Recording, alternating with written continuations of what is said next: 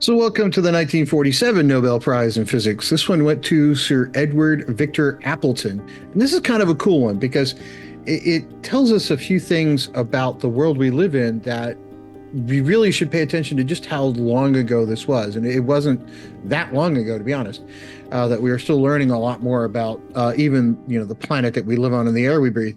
But he won for his investigations of the physics of the upper atmosphere and the discovery of what's been come to be called the Appleton Layer.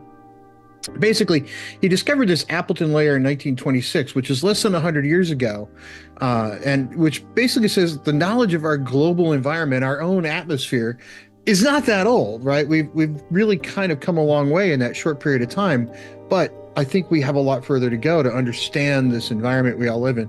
And our knowledge base of that really does need to expand much more. And I think personally that environmental sciences and understanding our own atmosphere and everything that goes on and everything that influences it needs to be done in a lot more fundamental way. We need to get away from sort of this partisan, agenda-driven research funding, especially when it comes to our own planet, and get back to basics. Because he did this work in 1926. He won the prize in 1947. So if you think about it, even the upper atmosphere was not known, that well until fairly recently in human history.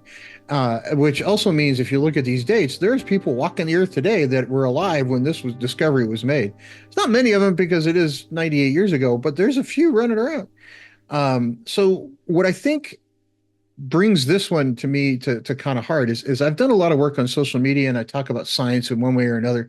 And part of the backlash I get from talking about science is people that state that, especially on social media, which is really what drives a lot of, I think, beliefs in the society at large, whether we like that or not, that is kind of the way it works, especially as you get to younger folks. But a lot of people will come out right into your face and say, hey, scientists are only seeking the answers that their funding sources want. And is that true? Is that not true? I think it depends on the scientist. But I also think it kind of is driven by the fact that a lot of funding is now very carefully crafted to be like, okay, we only want you to research this tiny little thing from this tiny little perspective. And fundamental science says, let's research it from a broad perspective instead of a narrow perspective. So I think we do need a much more broad knowledge base in the world we live in and the universe and everything else. I think fundamental science does need to become much more of a focus than it has been in the last sort of 15 or 20 years.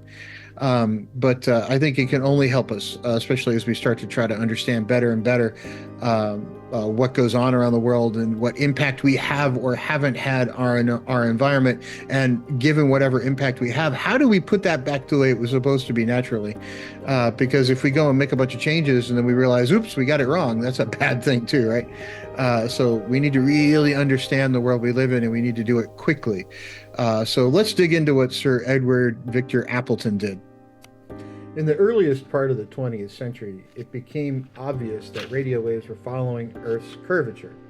Now, at the time, the best scientists in the world were certain, although ultimately it was shown they were wrong, that radio waves were being reflected from a layer in the atmosphere where the sun's ultraviolet light had liberated electrons from their atoms and just sort of ripped them off, and we had an electron soup going on up there. We now understand, thanks to the work of Appleton and others, that different layers of the atmosphere interact with different wavelength ranges very differently. Now, what that means in English is when you have different wavelength ranges, that's AM, FM radio, satellite, all of these things have different wavelengths. And the different wavelengths, as we learned from different Nobel Prizes, interact with matter differently. So AM radio has a longer wavelength than FM radio, and microwaves are even shorter. And when you look at those different wavelength regions, some of them are reflected very quickly back down to other spots on the Earth, and others just penetrate right through. So that's how you can communicate with spacecraft and satellites using microwave frequencies. See, microwaves are not just for heating things in your oven in the kitchen. They're actually good for other stuff as well. But that's also why AM radio can be heard over long distances, and FM radio has a much shorter distance over which it can be heard.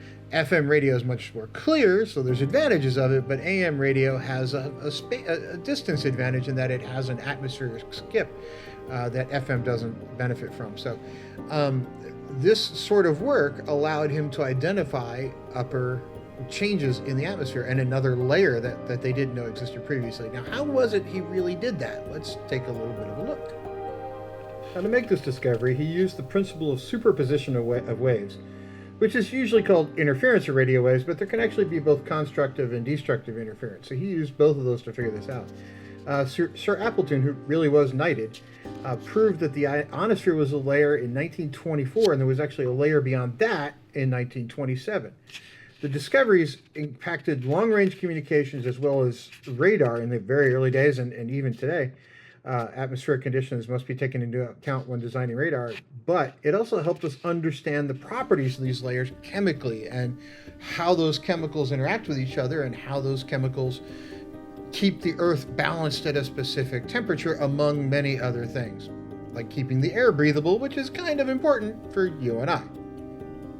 Earth's atmosphere consists of a bunch of different layers, all of which have different properties, all of which do things to sustain or destroy life here on Earth as we know it. It could go either way. Those layers, as we've just found out, some of the existence of these very layers are less than 100 years old. There's even one up above that that's not shown on this image called the magnetosphere, and that wasn't discovered until 1958. So until very recently, we've been discovering more and more about the world around us. And that's why I think research in this area cannot be stressed enough.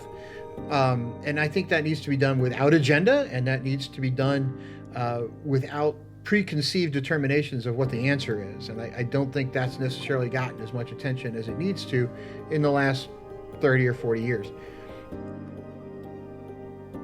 So I want to stress one thing with this particular Nobel Prize and with atmospheric and environmental research.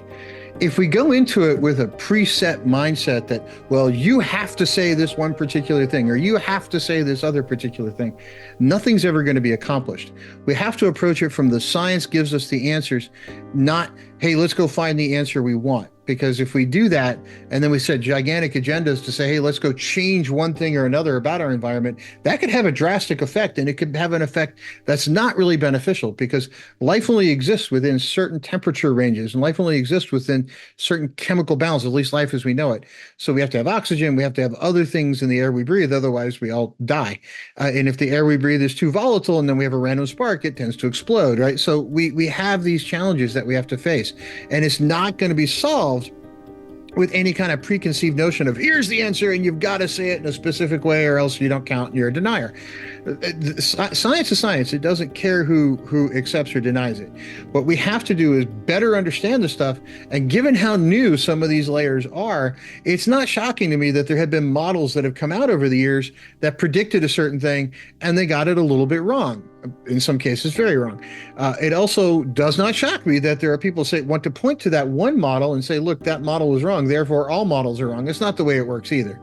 Models do get better over time, but the only thing when it comes to the environment that we have to keep in the front of our mind is we only get one of these. We don't get a second try at it. So we got to get it right the first time. So we don't have time, we don't have patience, and we certainly don't have any kind of room for error on this one. So we got to get it right. We got to get it right the first time, and that's really tricky. So this has to be done without agenda. And I hope everybody appreciates that. I hope you understand just how new some of this information is. And I'm going to do a lot more stuff on both Earth science and planetary science and astronomy in general. But this one happened to coincide with a Nobel Prize. So please, if you want to know more about this particular scientist and this discovery, lots of books on the subject, lots of them have new information coming out all the time. But I would start with the work of this man right here to understand kind of the birth of our understanding of the environment we live in, at least in the upper atmospheric sense. So take a look at his work if you'd like. If you need recommendations for any place to start on that, drop me a line and I'll be happy to send you some of the historic papers that came out that he was involved in. So everybody have a great day. I hope you've enjoyed this video. Please don't forget to click like and subscribe. It does help out with the algorithms, and have a great day.